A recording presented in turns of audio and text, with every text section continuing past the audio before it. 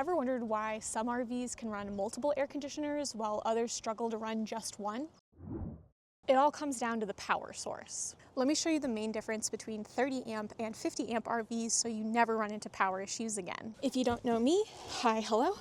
My name is Emily, and this is RV Repairwoman. A real quick intro here, if you don't know what type of rig that you have, just go look at your plug that you use to power your RV. If your plug has 3 prongs like this one, then you have a 30 amp rig, and if your plug has 4 prongs, then you have a 50 amp rig. Okay, but why do people care so much? Why do people care about a 20 amp difference between these two types of RVs? Well, this is because despite the bad nomenclature, there's actually way more than a 20% amp difference between these two types of RVs. You see, on a 30 amp rig, you get one hot leg. This means you get basically one wire that can run 30 amps worth of power down it. But what does that 30 amps get you? Well, for a little bit of context, almost everything on your RV is on either a 20 or a 15 amp breaker. So your air conditioner, for instance, 20 amp breaker. Your outlets, usually a 15 or a 20 amp breaker. Your microwave, for instance, a 20 amp breaker.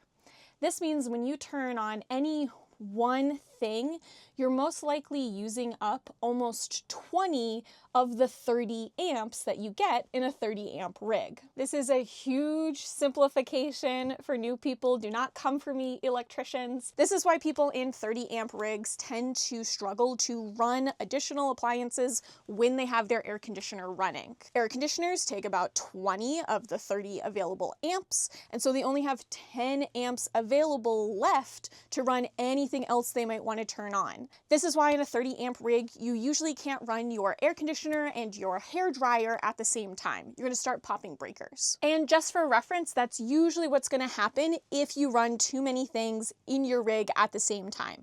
You're usually going to start popping breakers. But I wouldn't recommend solely relying on your breakers to be the safety in your RV. Now that you know that you have a 30 amp rig, if you do, I recommend keeping an eye on it and trying not to run more than 30 amps worth of appliances at the same time. This is because while your breakers should potentially pop when you pull more than the appropriate amount of amps, I have seen breakers fail. And I have ran into RVs that were totally miswired, and therefore their breakers were totally wired out of the system and never would have popped, even if they did end up pulling more amps than they were supposed to.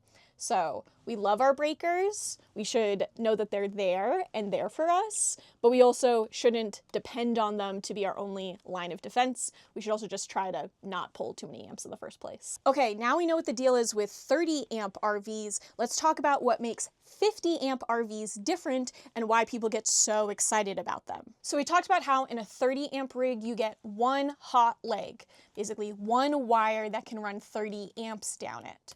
Well, despite what it's called, in a 50 amp rig, you actually get 2 50 amp legs. This means that in a 50 amp rig, you actually get 100 amps. Why they called it 50 amp rigs, I'll never know. I did not choose this nomenclature. I'm just here to tell you about it. So while on a 30 amp rig, you may just get one 30 amp breaker.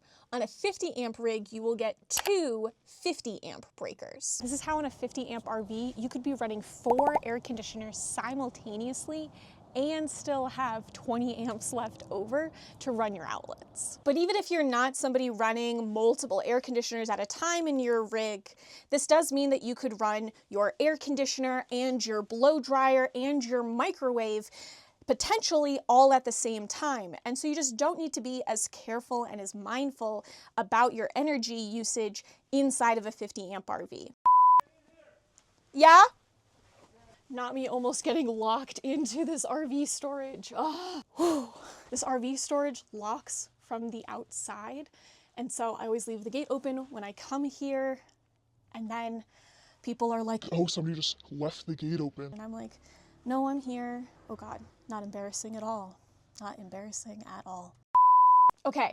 There's a super fun, cool, nerdy thing about 50 amp RVs that I want to talk about for a split second. Foreshadowing. But it's a little nerdy, so if you're already a little overwhelmed, don't worry, just stick with me through the nerdiness and we'll get back on track in just a sec. but for all of my nerds out there. In 50 amp RVs, we use something called split phase power, and it's really cool. So with your 50 amp rig, we talked about how you have 2 hot legs. Well, those 2 hot legs share a neutral, and that neutral wire is actually the same gauge wire as the 50 amp legs. How do we do that without melting wires, you ask? Well, that is where split phase power comes in. If you know about AC electricity, you know that it is made by electrons wiggling in place. So DC electricity, the electrons are actually moving down the wire. AC electricity, they're actually just vibrating intensely in place, and that's where the power comes from. Well, with split phase power, we actually take the electrons in the 2 legs and we make sure that they are wiggling in opposite directions. And then when they meet up again at the neutral, their wiggles cancel each other out. And this is how we can send both sets of 50 amp power down this neutral wire without melting anything. If the electrons were wiggling in the same direction, we would end up sending 100 amps down a wire that was only meant to take 50 amps. And that's when we could start melting wires. Maybe I have no life, but I find this stuff really cool. This is also a reason why I highly recommend using a really good EMS when you plug your rig into a pedestal. A really good EMS, like a watchdog, is going to keep an eye out for split phase power and make sure that the power delivered by this pedestal is done in split phase. Because if it's not, then we could start melting stuff. And we would much rather that the EMS catch it and not have all the wires melting in your rig. But those are your main differences between a 30 amp and a 50 amp rig. So the next time people talk about this, just remember the main takeaway: 50 amp rigs actually give you 100 amps. So when you upgrade from a 30 amp rig to a 50 amp rig, you're actually gaining 70 amps, not 20. But 30 amp rigs are considerably less expensive, which is why they're still on the market. If you found this video helpful, please consider hitting subscribe.